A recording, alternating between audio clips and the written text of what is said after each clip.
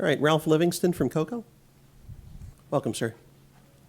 Hello, thank you, everyone. Hope I can finish up in 3 minutes. Hello, my name is Ralph Livingston. I'm here to address the administrative screening policy concerning coaching and volunteering. I'm not asking for a change just for myself. I'm asking for those who do not know how to ask and those who are afraid to ask. We're not asking for a handout, just a hand up, so that we in turn can help others. Not knowing me makes it easy to deny me. During the course of my life, I have made many good choices. Unfortunately, I haven't always made the best decisions, which has resulted in an extensive criminal record. However, those crimes do not define me. My failures and mistakes have taught me valuable lessons.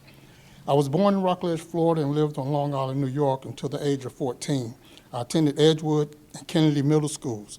I'm a graduate of Cocoa High School, class of '83, where I played football and was on the track team.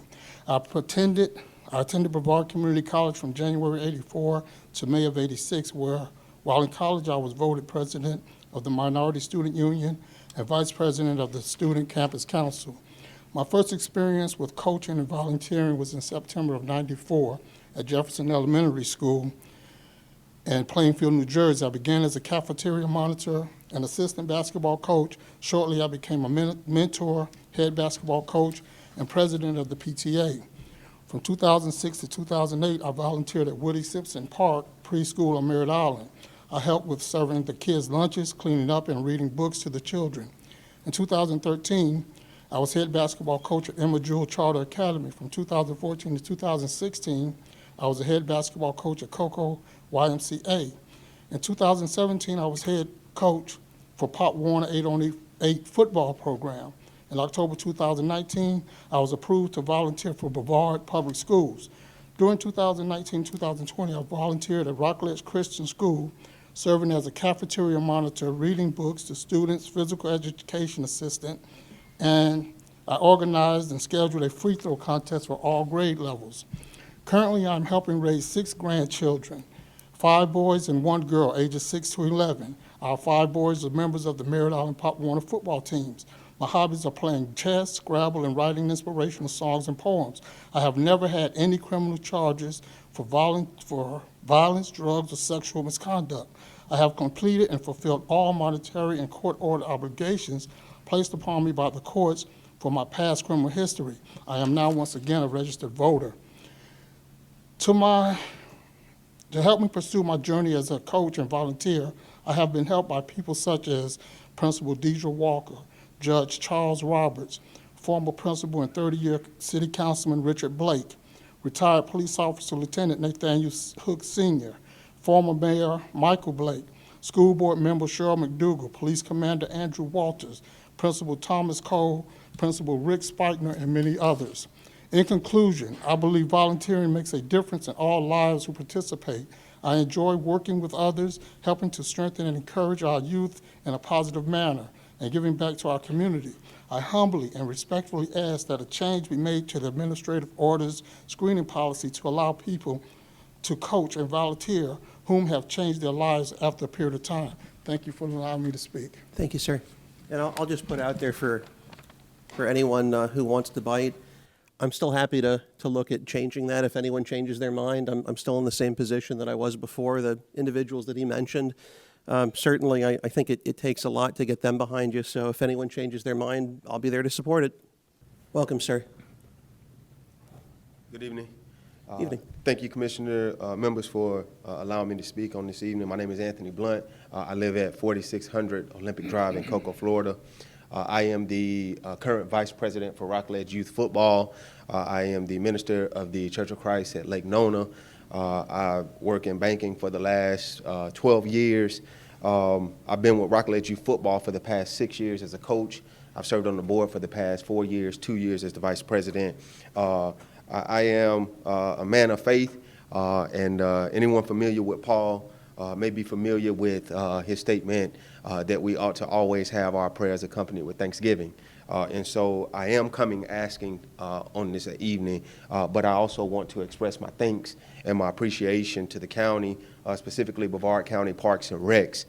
Recently we were soliciting sponsorships for helping us with getting and replacing our goalposts, as one was destroyed from a hurricane last year. We cannot play without having a goalpost, and so our league made some accommodations for us because it was due to a hurricane. But we had to get those replaced in order to continue to host games at our home field. The county saw us making those requests for those donations, and without us even reaching out, volunteered to replace those goalposts for us.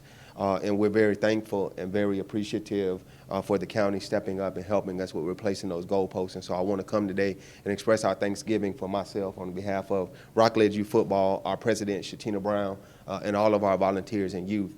Over 250 kids we serve there annually. I'm also coming and asking, as Mr. Ralph Livingston has requested earlier, that you reconsider the guidelines that we have for our volunteers. It's ironic. I did not expect Mr. Livingston to be here today, so when I came in and saw him sitting up here, I was surprised, even more surprised to hear that he was speaking. I've known Mr. Livingston from my professional career since 2014 as a branch manager, where I met him as a just interacting in my professional career. I know him to be a very great guy. I know him to be a good guy in the community. And I know guys that fall in this same category that are not able to help our youth. I was arrested as a freshman in college for possession of marijuana. I've worked as a juvenile counsel in the DJJ facilities. I remember going to apply for that position, and I initially decided that I was not going to apply because I felt like they would not hire me. I had a mentor at that time tell me, don't tell yourself no. You let them tell you no, and you express why you feel like you're deserving of the position. In that request to accept that position, where I took a pay cut to help to work with youth because I felt like I had something to offer them to keep them from making the same bad decisions that I made. I don't believe that they were mistakes. There were some strategic things that I did to make the decisions that I made, and so I don't make excuses, and I don't teach my kids to do that either.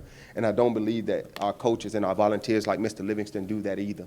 And I think they have some very valuable things to give to our kids, and when we put them in a box and say that if they've been had a misdemeanor crime for the last 5 years or a felony for 10 years, they cannot volunteer, and we take away some great coaches from our kids. And so I would ask that we really consider him as a person and those other volunteers and allow them to come out and help our kids. They are out of the streets when they're there with our kids, and they give them things that those kids can learn from them. So I would ask you to reconsider. Thank you for your time. Thank you, sir. I apologize for going over. No, thank you, sir. And I'll throw out a couple shout outs as well with respect to Parks and Rec. I know that I had met with Councilman Alex Goins, and then I guess he's now their interim city manager out in Cocoa, Matt Fuhrer, on some issues they had over in one of the parks. And I can tell you they were great to work with, and then Parks and Rec on our end was great to work with. So, it's good to have decent relationships with the cities out here. But thank you, sir, for coming.